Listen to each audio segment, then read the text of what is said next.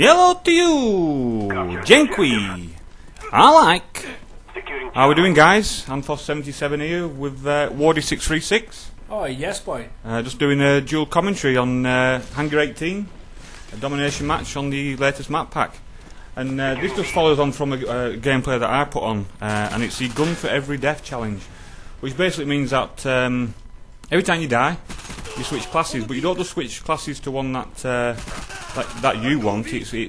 Well, it is in a way, but what you've got to do first of all, guys, is first pick a submachine gun, any submachine gun you want. Then after that, if you die, you'll have an assault rifle. Then if you die again, a shotgun. Then it goes on to a light machine gun, and then to a sniper. It's quite easy just to set up because it's all in the same order as what it is on creator class on Black Ops, so it's pretty easy. Anyway, I put a gameplay up and I challenge people to have a go at it.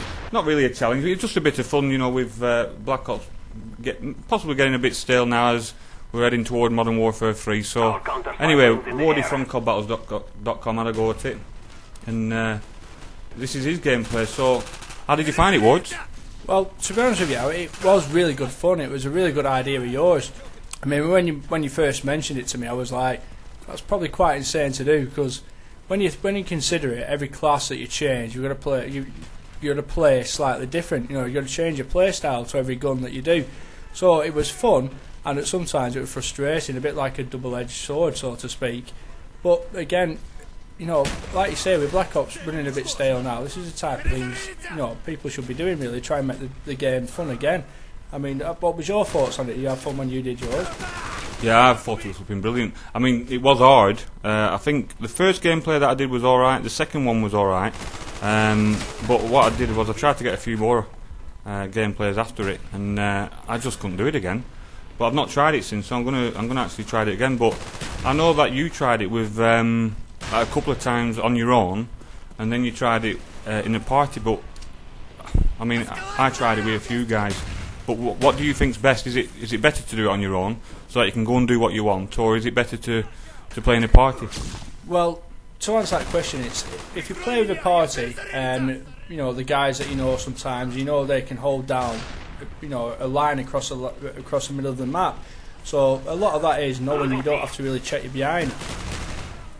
Again, that's good, but there is a better sense of achievement if you manage to go in and sort of, you know, do it on your own. But what I will say to you is, you know, you really have to be aware of the spawns. If you're going to attempt this on your own, or maybe with one other person or something, you have to be very, very aware of the spawns, where enemy are, and all that type of stuff. I mean, when I'm on this now, as you can see, I keep rushing through the middle to these back doors, and the reason I do that is, if you look at the mini-map, again, people are to the left, to the right, so I know that they're going to start coming through the middle, so I try and keep switching it up from the left to the right, but still in the middle of the map, not going to the outsides, and it did work out for me. What do you think about, like, you know, like, obviously different maps and stuff like that, because you're going to have a submachine gun, you're going to have a shotgun, but then you're going to switch to a sniper eventually. Obviously the map choice is going to be completely different, but how did it affect the way that you went about getting, you know, a decent score on it?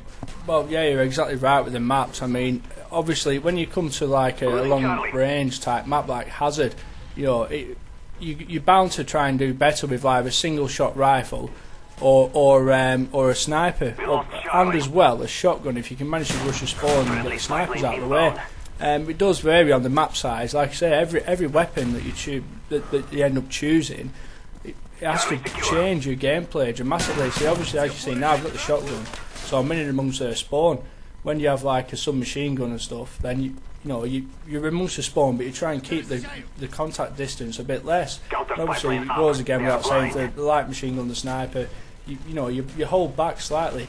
It does affect every aspect of it, and in my opinion, if you were to stick at this type of gameplay and choose your classes like this, it will make you a far better player, because you learn all the experience you need to learn from every class, and also the maps and the way they work in close quarters combat as opposed to like middle to long combat. I mean, did you find it that way, like when you were having a bit of a switch through the maps? Well, yeah, I mean, I do play where I get two flags and I like to then sit back and hold them, you know, maybe patrol from left to right or whatever. Well, that's it. You're right. It takes you out your comfort zone, like you were saying there. That's like, like what you like to do. It's also what I like to do, holding the 2 flags and then obviously forming the line across and getting the kills. But doing something like this takes you out your comfort zone. A lot of people out there might think they're good players. I don't consider myself a good player, and I don't know about you, Anthos, but you are quite a good player. But this takes you so much out of your comfort zone that you realise you're not actually as good as what you might have thought you were till you go cycling through weapons, different maps, and it's just all experience, in my opinion.